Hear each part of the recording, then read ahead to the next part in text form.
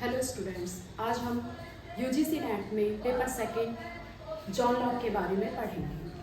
तो John Locke जो है उनका जन्म जो हुआ है वो 1632 में हुआ है, इंग्लैंड के रिंगटन में हुआ है।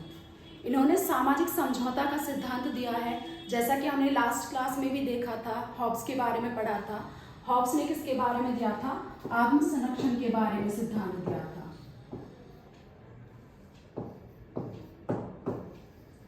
लेकिन आज जो हम पढ़ेंगे वो किसके बारे में पढ़ेंगे? जॉन लॉक के सामाजिक समझौते के सिद्धांत के बारे में, जिसमें इन्होंने संपत्ति के बारे में, संपत्ति की सुरक्षा के लिए अधिकार दिया है। तो इनका जन्म 1632 इंग्लैंड रिंगटन में हुआ है और उस टाइम पर क्या हुआ था, 1688 में इंग्लैंड की क्रांति हुई थी, जिसका प्रभाव जॉन लॉक पर पड़ा था। और यह क्रांति गौरवपूर्ण और रक्तहीन क्रांति थी, यानी कि जनता ने क्या करा था कि क्रांति करी थी और उस क्रांति में ना तो किसी प्रकार का रक्त और ना ही किसी की मृत्यु हुई थी, जिसका प्रभाव इन पर काफी ज्यादा पड़ा था। और जब जनता ने इस चीज का विरोध किया और क्रांति करी, तो जेम्स द्वितीय जो कि वहां का राजा था उस समय, उसने क्या करा कि जनता के डर से वो भाग गया और राजतंत्र में राजतंत्र की पराजय हुई और लोगों ने करी थी क्रांति, तो लोकतंत्र की विजय हुई, क्योंकि यहाँ का जो राजा था वो जनता से डरकर भाग गया था, जेम्स द्वितीय। तो जब जेम्स द्वितीय भाग गया था यहाँ से, तो क्या हुआ, सत्ता का परिवर्तन हुआ। क्यों? क्योंकि लोकतंत्र की स्थापना जो होने जा रही है, इसलिए। तो यहाँ पर संसदीय प्रणाली की स्थापना हुई और लोकतंत्र की स्थापना करी। और यहाँ पर इन लोगों ने विलियम तृतीय को अपना राजा बनाया और इनकी पत्नी थी मैरी कॉम। तो इन दोनों को संयुक्त रूप से राजा और रानी बनाया था लोकतंत्र के द्वारा, यानी जनता के द्वारा।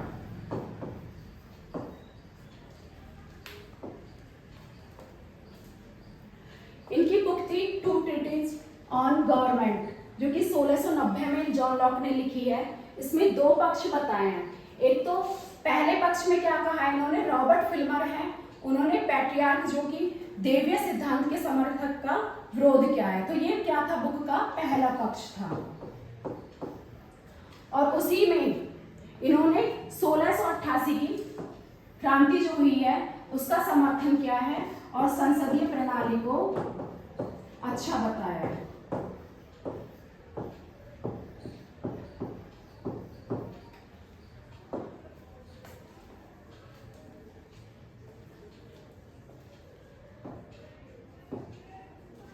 इसी वजह से इनकी बुक को, क्योंकि इसमें दो पक्षों का वर्णन किया गया है, पहला एक पार्ट में और दूसरा पार्ट में, तो इसी वजह से इन्हें वाटन जो कहते हैं इनकी बुक को दुनाली बंदूक कहते हैं इनकी पुस्तक को।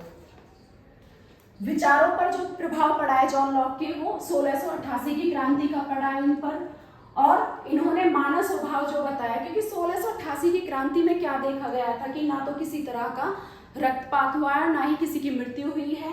वहीं अगर हम हॉब्स के बारे में देखेंगे कि हॉब्स ने क्या देखा था, मानव स्वभाव का बहुत बुरा पक्ष देखा था। तो इन्होंने 1688 की क्रांति में क्या हुआ, मानव पक्ष को देखा कि सहयोगी और अच्छा स्वभाव देखा, मनुष्य को पाया इन्होंने विवेकशील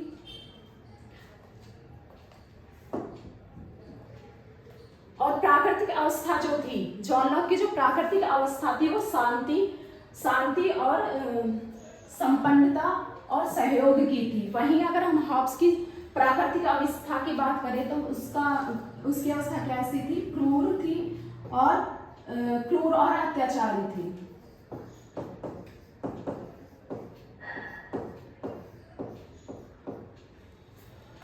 प्राकृतिक अधिकार की बात करें तो इन्होंने 3 प्रकार के अधिकार की बात करी है, पहला जीवन का, दूसरा स्वतंत्रता का और तीसरा संपत्ति का। और ज्यादा जो फोकस किया है उन्होंने किस पर किया है, संपत्ति के अधिकार पर फोकस किया है इन्होंने।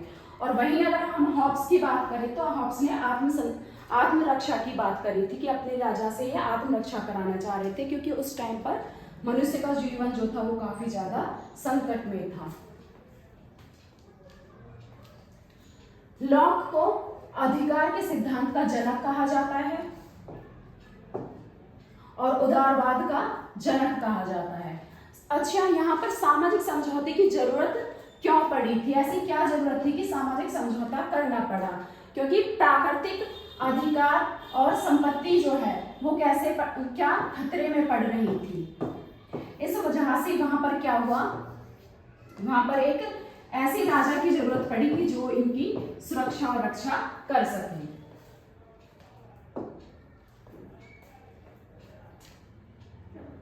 इनका जो समझौता था, हॉब्स के समझौते की बात करें तो हॉब्स का समझौता जो था वो कैसा था? एक पक्षीय था। कैसा पक्ष? एक पक्षीय था इनका हॉब्स का। और इनका समझौता जो था वो कैसा है? द्विपक्षीय समझौता है इनका। कैसे? पहले तो क्या हुआ कि व्यक्तियों ने मिलकर समाज का निर्माण किया है, और वही बात करें हम दूसरी तरफ तो यहाँ पर समाज का निर्माण तो हो गया, पहले व्यक्तियों ने मिलकर कर लिया। उसके बाद क्या हुआ? समाज और शासक जो था उसने राज्य और सरकार का निर्माण किया। इस वजह से पहले व्यक्तियों ने मिलकर और फिर समाज और व्यक्तियों ने मिलकर समाज का, फिर यहाँ पर समाज और शासक ने मिलकर राज्य और सरकार का निर्माण किया है। और यही अगर हॉब्स की बात करें हम तो क्या हुआ था? हॉब्स ने एक ही पक्ष में, मतलब कि एक ही समझौते में क्या करा था? समाज और राज्य का निर्माण कर लिया था।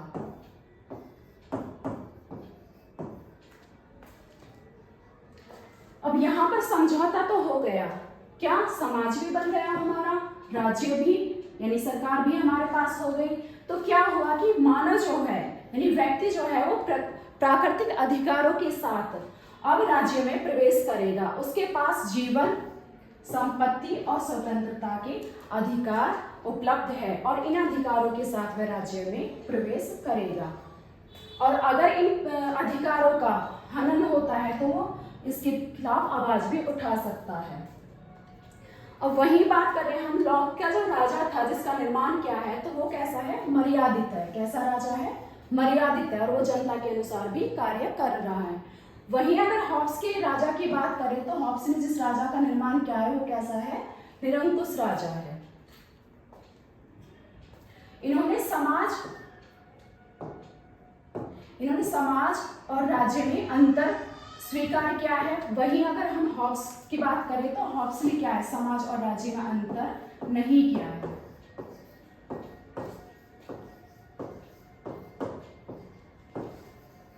लॉक अंतर को स्वीकार करते हैं और हॉब्स अंतर को स्वीकार नहीं करते हैं।